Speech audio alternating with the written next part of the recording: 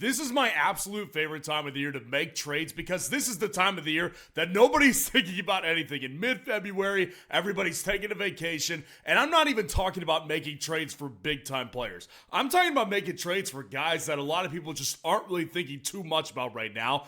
That's where the opportunity lies. So just make sure to go down there and drop a like on this video and subscribe to the channel to show your support because I'm getting into 5 dynasty values that are just too good not to buy right now. And I'm looking at number 1 here. I think that this guy is going to be a very, very interesting build to watch throughout the rest of the offseason, particularly within the next month or two. And I'm talking about Jordan Whittington of the Los Angeles Rams right here. So Jordan Whittington, for those of you who do not know him, he was a 6th-round wide receiver out of the University of Texas. He spent 5 total years there, basically redshirted his freshman year, and then he had his last 4 years, which were pretty uneventful at the University of Texas. I was never really big on the prospect that Jordan Whittington was when he was in Texas because the best season that he had was his redshirt junior year where he had 652 receptions and only 1 touchdown. This guy had literally 5 touchdowns in his entire college career. So he was never a staple in the University of Texas offense all the years that he had been there.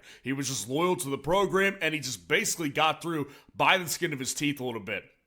Now, I think everything changed when he got into the NFL and he went to the Los Angeles Rams is because of the fact that, number 1, he went to the Los Angeles Rams. The Rams are definitely a good offense in particular to go to as a fantasy football wide receiver because they have Sean McVay. They've got an offensive mind there who has proven to make fantasy options good anywhere they are. And then I also think the other part of this was because of Cooper Kupp's age. And we'll get to him in just a little bit because he's a massive reason why I think this is a great value right now. But Cooper Kupp heading into 2024. People were not that big on Cooper Kupp.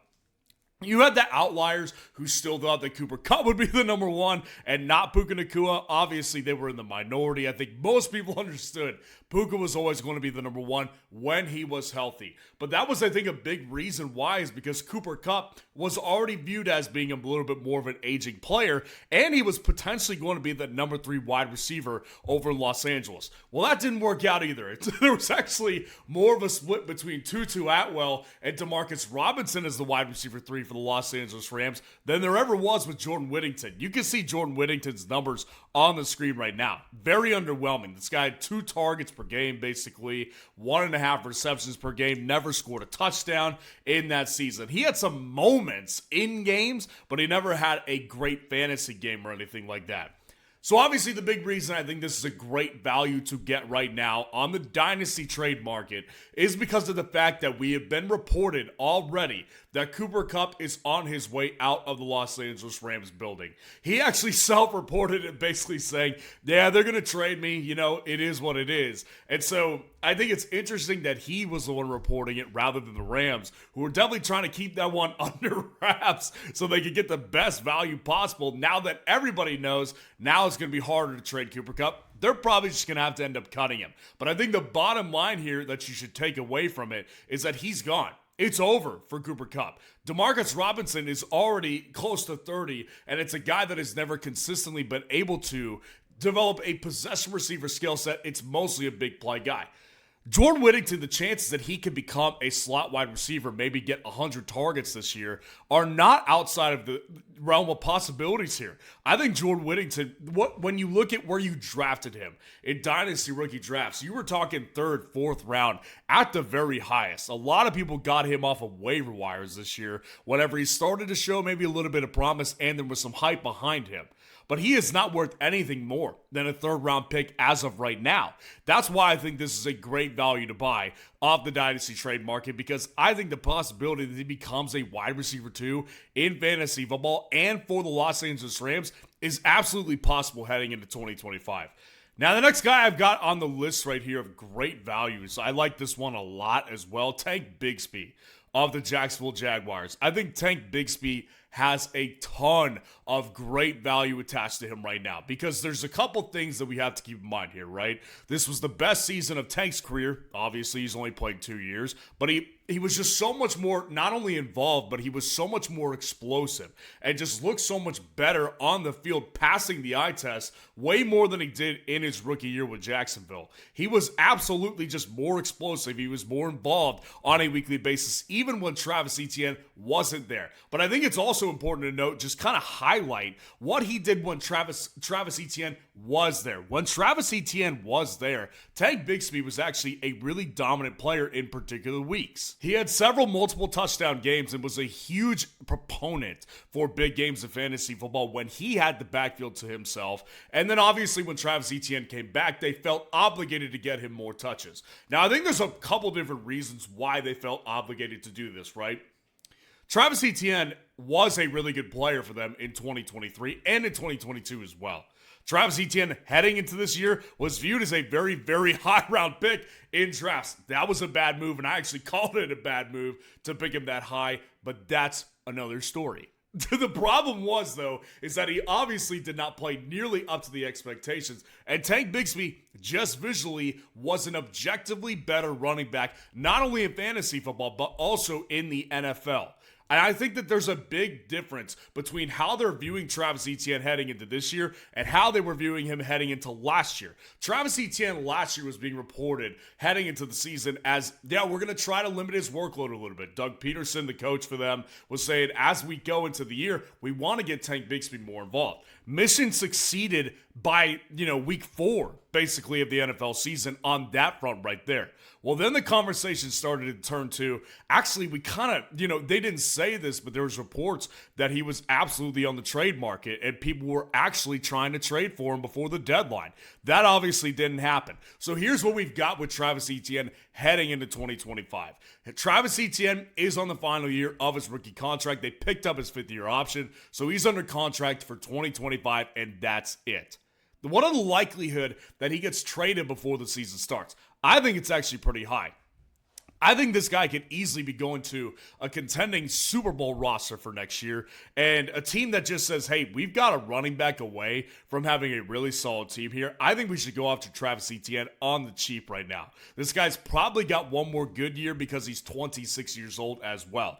And I think that Tank Bigsby probably ends up being the running back who starts this year for Jacksonville. So you just think about it like this, right? Tank Bigsby is going to be more expensive on the trade market right now than he was a year ago. Obviously, we're all okay. We all understand that. But you should also be okay with it as well, because Tank Bigsby did show the capability of handling a 3-down workload whenever he was by himself. So I don't have a problem paying a second-round pick for a guy that I actually know can be a starting running back for his team for the duration of the season. It gives me very similar vibes to Chuba Hubbard last year, where Chuba Hubbard, heading into the year, he was obviously being overshadowed by the rookie running back that they drafted, Jonathan Brooks. Well, Tank Bigsby right now I think is going kind of underthought because of the fact that Travis Etienne is still there. But just keep in mind, there was trade rumors regarding Travis Etienne just a couple months ago before the trade deadline actually ended in 2024, and I think that there's a good chance that he does get moved before the 2025 season. And right now, if you could trade for Tank Bigsby,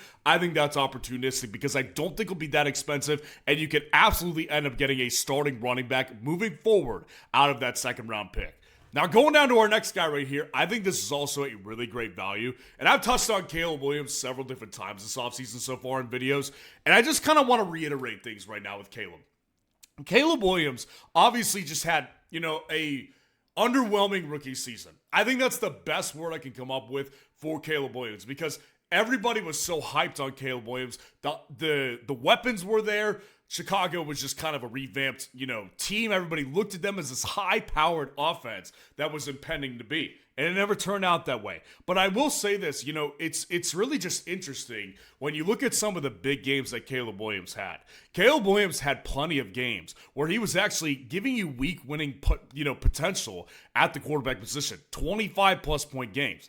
30-plus point games. Like, he was able to do that for you in his rookie season, just not always, and especially not down the stretch when you probably needed him to most. But Caleb Williams, you have to look at things really differently than they were last year. Caleb Williams was the 101 in Superflex drafts. The 101 in Superflex rookie drafts, absolutely. 102 maybe if someone preferred Marvin Harrison Jr., but so many people probably picked Caleb Williams as their 101. Now this year, I did a video already this offseason. If I had a mulligan like in golf, I'm a big golfer, I like to golf, and if you know what a mulligan is, that means you basically take another drive off the tee because your first drive sucked. So I think that when you look at the mulligan in 2024, and if I could redo that draft, I think Caleb Williams belongs at like the 107, the 108, the 106, that particular range. So his value absolutely dropped from where he started out as a rookie. And I think that's a huge deal here because when you look at what Caleb Williams has to work with moving forward, number one, he's got his weapons. Keenan Allen might be gone, probably will be gone actually, but Rome Odunze is going to step in as a good number two, and he's obviously got a bona fide unquestioned number one with DJ Moore. Offensive line is definitely an issue, but they're going from a different philosophy to a better one. Caleb Williams is going to have Ben Johnson as his head coach. The genius offensive coordinator from the Detroit Lions is now his head coach. If nothing else, that's good for Caleb Williams. So I see him taking a big step up in this 2025 season, which is a crucial year to gain back some confidence. And I think right now, even if you have to give the 106 in this year's Dynasty rookie class, I think it's worth it because this class is so much weaker than it was in 2024. And I just think that Caleb Williams, if you put him in this draft, is already the 101 after what we just saw. I think he's just that much better than the quarterback talent that we see in this year's Dynasty rookie class. So I think the 106 in this year's class is absolutely worth the price to get Caleb Williams right now. Now, going to our next guy right here, I think that Sam LaPorta it's going to be a really interesting ride this offseason with Sam LaPorta. Sam LaPorta, first of all, coming off of 2023, everybody was like, this is the new tight end one. Like, you want this tight end in Dynasty. Travis Kelce was obviously showing his age by then. And the one guy who overtook Travis Kelce in 2023 was Sam LaPorta. Sam LaPorta had a really good year in his rookie season, but I did go through this on a different video as well. If you actually looked at Sam LaPorta's production in his rookie year, it was good. Like, I'm not trying to take anything away from the guy, but a lot of it was supported by 10 touchdowns. That's what Sam LaPorta had. He had less than 900 receiving yards and 120 targets, which is solid. But again, you're not looking at a Brock Bowers type of season that he just had in Sam LaPorta's rookie season. So naturally, Sam LaPorta comes into 2024 and is the highest drafted tight end on underdog drafts, on ESPN drafts, in any kind of redraft format. Sam LaPorta was the number one tight end, and in dynasty platforms as well. Well, I think when you look at it like this, it makes a lot more sense why he's a great dynasty buy right now. Sam LaPorta comes in and is a big-time disappointment in the 2024 fantasy football season. He does not come through on his good rookie year. He was just less in the end zone. He was not as heavily targeted. Jameson Williams developed in that Detroit offense. So naturally, Sam LaPorta lost weekly involvement as a result because Jared Goff can only throw one ball, right? So Sam LaPorta just didn't live up to the hype. And on top of the fact that Ben Johnson's out of the building this year, as I just said, going to the Chicago Bears to help out Caleb Williams. So that leaves Sam LaPorta in this really weird place right now where he's heading into his third year off a slump sophomore season, right? He's losing the best offensive coordinator probably in all of football with Ben Johnson. So a lot of people just naturally think that Sam LaPorta is being properly valued right now. And listen, I'm not even saying that Sam LaPorta isn't properly valued. What I'm saying is the potential for this guy, I think, is worth the shot. Because Sam LaPorta is going from the number one tight end in Dynasty basically to the number 3 tight end in Dynasty right now, and that might be generous. You've got Trey McBride at number 2. You've got Brock Bowers at number 1. Some people might still prefer the older guys like Mark Andrews or George Kittle above those guys. So I think tight end 3 at best is what he's being valued right now in Dynasty fantasy football. So that obviously just is a huge value differentiation that we have to make between what we had in 2024 heading into that year and what we have now heading into 2025. And I think it's worth the shot to take on a guy that absolutely can become again a top tight end if he gets back in the end zone as frequently as he did in 2023. And on top of the fact that Jameson Williams potentially going out the door after 2025 is a big deal as well. I just think that when you add everything up with Sam LaPorta, it just makes sense to take the shot on a young tight end who is clearly one of the best tight ends in the NFL. And I think that if people's expectations weren't so high for Sam LaPorta in 2024, then people wouldn't be as kind of not disgusted, as that's not the right word. I think just underwhelmed with Sam LaPorta at this point in Dynasty Fantasy Football. I think it's a shot worth taking because I think the potential is still absolutely there. And the last guy that I want to go through today, I think this value is actually really awesome too. And it could be better if he didn't have such a strong end to the year. But Jalen McMillan of the Tampa Bay Buccaneers, I think is a great value. Just too good not to buy right now in Dynasty. Jalen McMillan, as I was just saying, he had a really strong end to the 2024 season. He won a lot of people championships. He carried a lot of teams to the championship in underdog tournaments. He ended the year so hot that I think so many people are not going to be sleeping on him as much as I wish they would, because I think this one has so much potential for more, and that's why I still consider it to be a really, really good Dynasty price right now. Because when you look at Jalen McMillan's entire season, I don't think that this tells the whole story, right? Jalen McMillan as a player this year didn't have great numbers or anything like that. He had 9 fantasy points per game, 4.5 targets per game. But the number there, obviously, that people are going to look at is the touchdown number. 8 touchdowns. And especially, I think he went on like a 4 or 5 game stretch to end the season with those amount of touchdowns.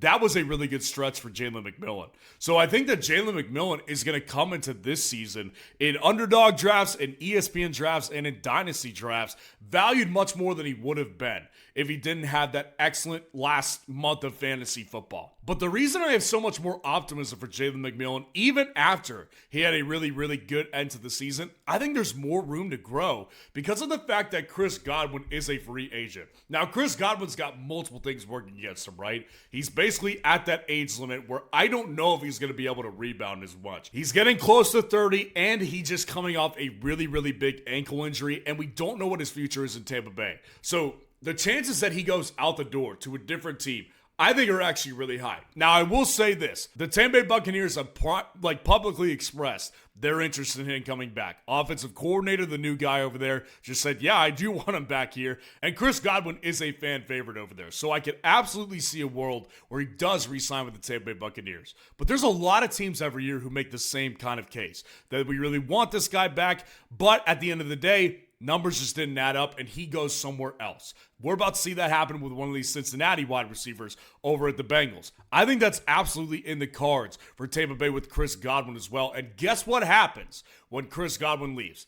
Jalen McMillan becomes the wide receiver 2 behind Mike Evans. And that's even a really good thing too, because Mike Evans is in his 30s now. He can fall off a cliff at any moment. So the chances that Jalen McMillan becomes the wide receiver 1 in Tampa Bay in 2025 are not impossible at all. I think he's got a really clear path to becoming a very important piece to this offense in 2025, not only after the strong finish that he just had, but just based on the age of the 2 wide receivers in front of him, and with one of them having a very uncertain future. So for me, if it costs a second-round pick to get Jalen McMillan in this year's draft, in next year's draft, it's so worth it to me. If I had to add another player on to a second-round pick, I'd absolutely still do that trade. We saw the flashes of big boom games from Jalen McMillan. This guy could easily step into a number 1 role as a wide receiver in Tampa Bay in 2025 and beyond. And I think that Jalen McMillan's potential in Dynasty far exceeds the value of a second-round pick in a particularly weaker class in Dynasty. So let me know what your favorite value is right now in Dynasty. And if you want to see the most fraudulent values right now in Dynasty,